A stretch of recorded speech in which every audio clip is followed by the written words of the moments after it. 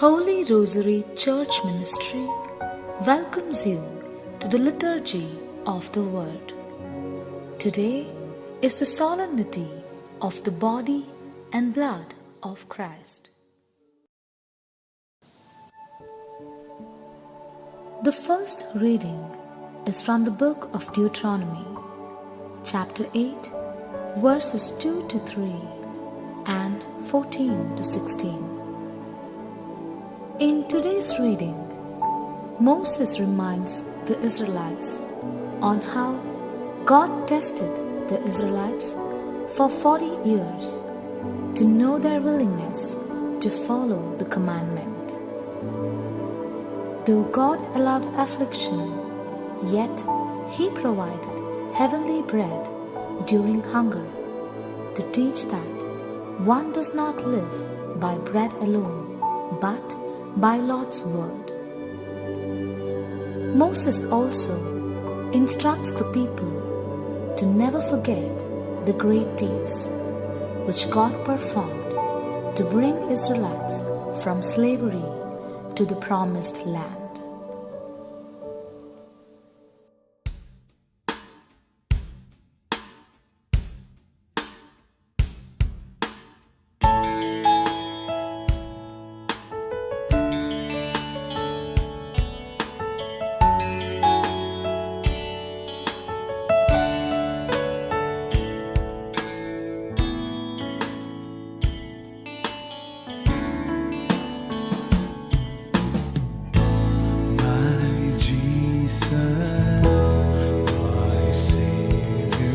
Lord, there is none like you.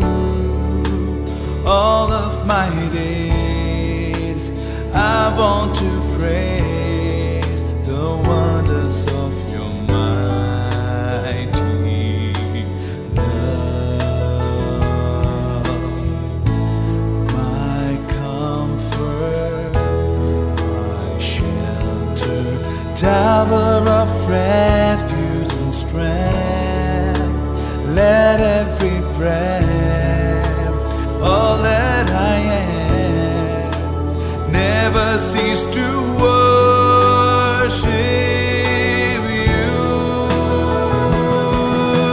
Shout to the Lord, all the earth, let us sing.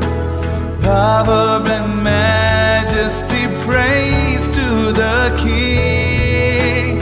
Mountains bow down and the seas will roar at the sound of your name. I sing for joy at the work of your hands. Forever I love you, forever I stand.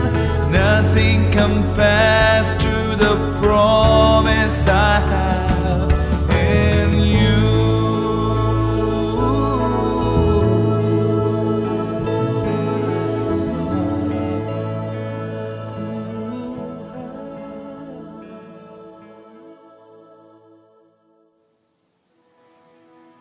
The second reading is from the first letter of St. Paul to the Corinthians, chapter 10, verses 16 to 17.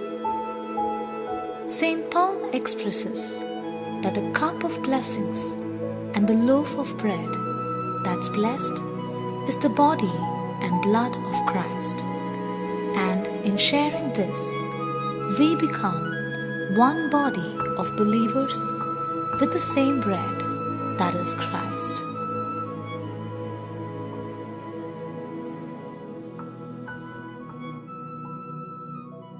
Gospel according to John, chapter 3, verses 51 to 58.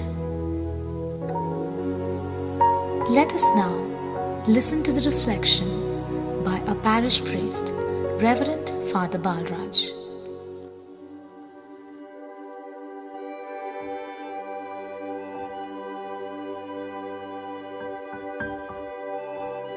My dear sisters and brothers, today we celebrate the solemn feast of Corpus Christi. This solemnity is three feasts in one: the feast of the Eucharistic sacrifice, the feast of the sacrament of the Eucharist, and the feast of the real presence of Jesus in the sacrament. Although we celebrate the institution of the Holy Eucharist on Holy Thursday, the Church wants to emphasize its importance by a special feast, formerly called Corpus Christi. It was Pope Urban IV who first extended the feast to the Universal Church. Vatican II states that the Holy Eucharist is the center and culmination of Christian life. Why do we celebrate the Eucharist some 2000 years later? We do this because Jesus told us to do so. Do this in memory of me. This holy memorial is known by various names. The Eucharist, because Jesus offered himself to God the Father as an act of thanksgiving. The Lord's Supper, or the breaking of the bread, because we celebrate it as a meal.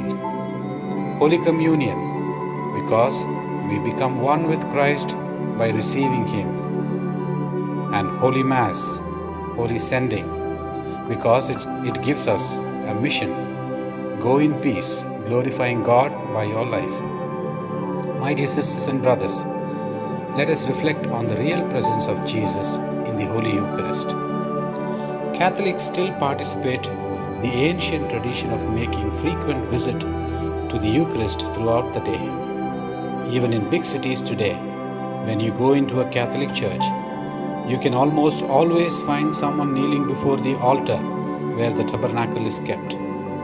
The red candle burning near the tabernacle, the sanctuary light or presence lamp, is a constant reminder that Christ is truly present there and His love is burning for us. This is also why Catholics still have the tradition of making the sign of the cross when they drive by a Catholic church, even if they don't have time to stop and make a visit to the Lord. Saint Peter Julian, who lived in France in the 1800s, beautifully explains how Christ's constant presence in the Eucharist shows, without a doubt, that Jesus' love for us, even for the most hardened sinner, has no limits. Speaking of Jesus in the Eucharist, St. Peter says, He loves, He hopes, He waits.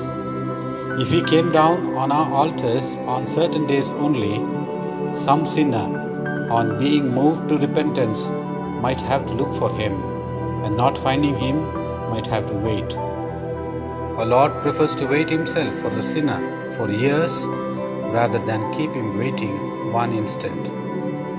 Christ faithfully present through the ups and downs of 20 centuries and counting. A true story about a missionary illustrates this well.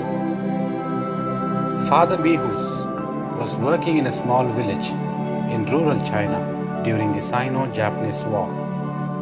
As Japanese soldiers neared the village, the priest led his congregation of orphans into hiding in the nearby hills. Safe in a cave, he counted 80 children, everyone was there. Then one of the boys spoke up, "Father, someone is missing." They counted again, still 80, but the boy insisted. The priest asked, "Who is it? Who is missing?" The boy answered, "We left Jesus in the tabernacle." Father, in his rush to escape, he had forgotten to bring the Blessed Sacrament. He made a quick decision. He had the children smear him with mud, telling them that he was going to be a commando. Then he went out, slipped through enemy lines, crept to the church, and tiptoed up to the tabernacle, praying in the silence of his heart, "Jesus, I am sorry. I have come for you this way. You might not recognize me with all this mud. I am in disguise now. But this is really and truly the one who has held you in his hands many mornings at Mass." And in his heart, the priest heard God answering him, "Of course I recognize you. I am in disguise too. A lot of people don't recognize me either. But in spite of appearances, I am Jesus, your friend, and I hold you in my hands from morning until night.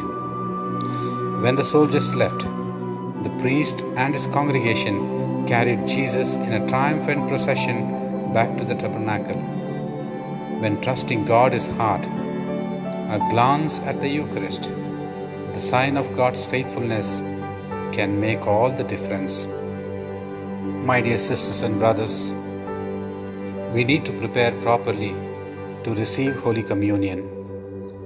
If we have tarnished God's image within us through acts of impurity, injustice, and disobedience, there is always need for repentance and a need for the sacramental confession of grave sins before we receive Holy Communion.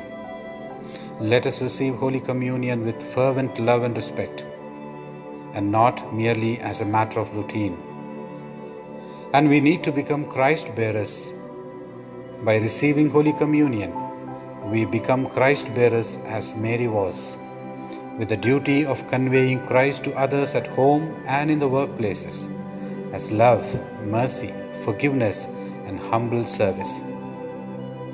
As we celebrate this great feast of faith, let us worship what St. Thomas Aquinas did not hesitate to call the greatest miracle that Christ ever worked on earth.